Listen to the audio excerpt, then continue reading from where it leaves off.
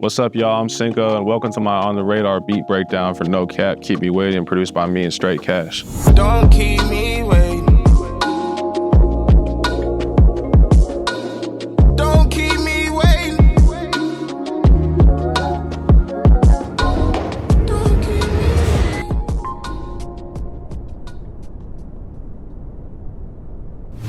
waiting. Me and Straight Cash, who I did the beat with, had made the beat probably, I think, 2 years prior to it coming out, and it just kind of floated for a while.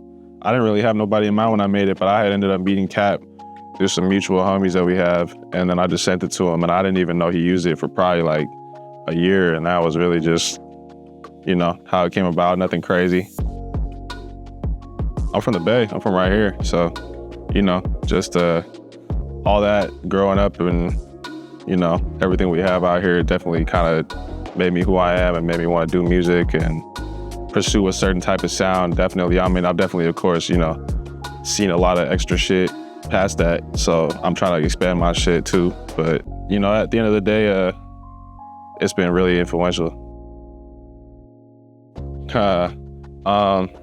It comes from it's like a VST preset in the Prophet, but I kind of connected it with the word like syncopation, which, you know what I mean? I think most musicians know what that means and shit. It's like just kind of, I don't even know how to describe it right now, but, you know, yeah, you know, it kind of, I felt like it fit with me though as a person and shit. And then also like, that was just something that I thought sounded cool. So I was like, shit, like, let's just roll with that and see where it goes. I definitely thought about changing it before, but I think at this point it's stuck, so. My tag is this artist from out here named Leaky Bo.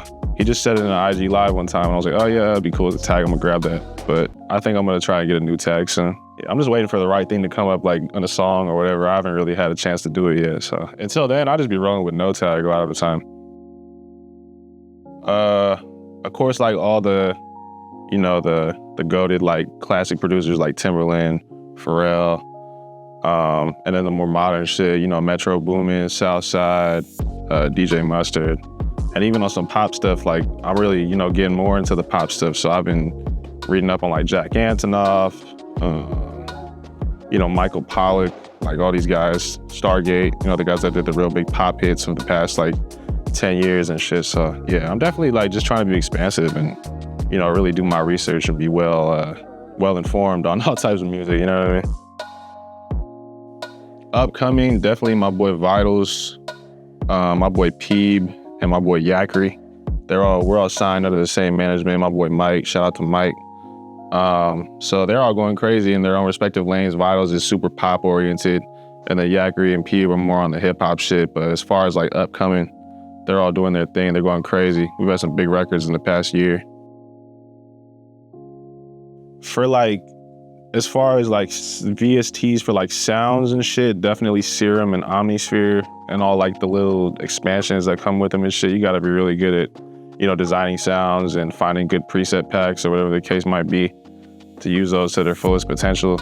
And then for like sound design and like processing and shit, definitely Effect Rack. I probably use those three mainly, especially when I'm making melodies and stuff. So those are probably my top three.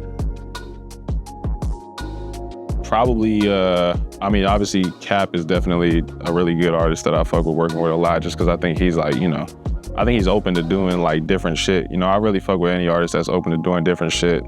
I've been cooking up with Sway Lee a lot lately. He's definitely like, you know, got hella different bags he can get into. Yada Band's actually from the Bay too. He's from Hayward and he's been getting into a lot of new sounds and we've been trying a bunch of new shit. So I'm excited about what he has coming. He got a project coming out soon. Man.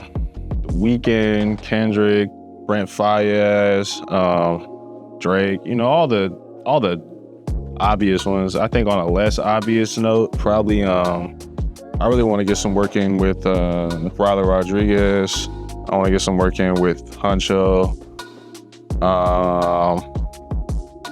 You know, just all the people that I haven't really gotten to tap in with yet that are kind of in the same lane of the stuff that I've already cooked up, I think definitely. Yeah.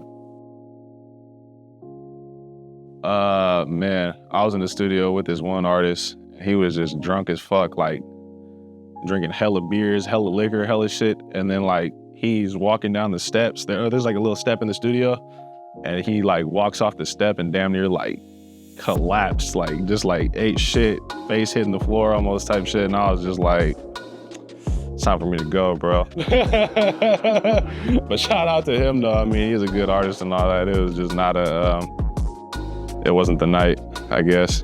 You know what I mean? Learn an instrument. That's something I didn't do. So now I gotta like play catch up on that note and like go take piano lessons now. If you think you might want to do it, go take piano lessons or some shit. Like learn music theory, learn the DAWs, learn sound design, just, you know, get ahead on the skill-wide level. And then, you know, of course, like you can practice making the beats whenever you want. But I think just having those skills in your pocket to like kind of have as like a tool bag to make shit with is definitely gonna make your life a lot easier. So we started off this beat with this electric piano from my boy Straight Cash. Shout out to my boy Straight Cash. He's a fire producer from Sweden. It goes like this.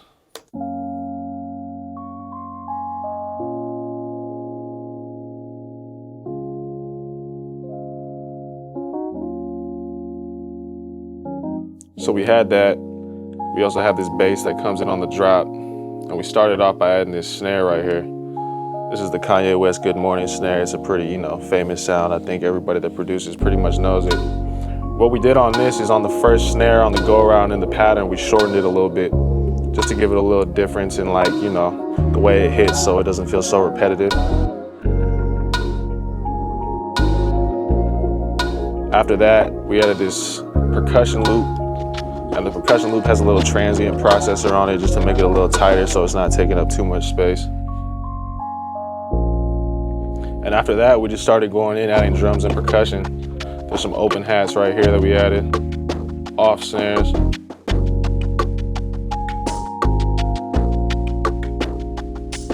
We have a two-step hi-hat in the background on the second half of the hook right here.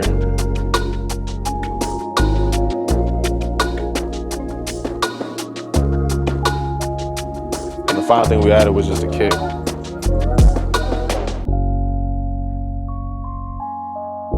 There's also a different snare that comes in on the verse just to give it kind of a different feel.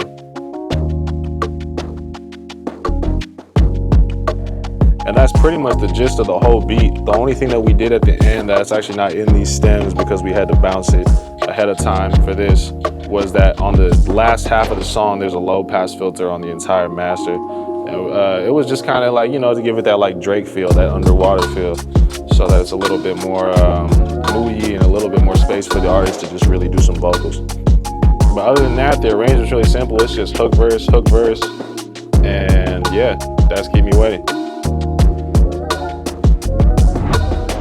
Thank you for watching my On The Radar beat breakdown for Nocap, Keep Me Waiting.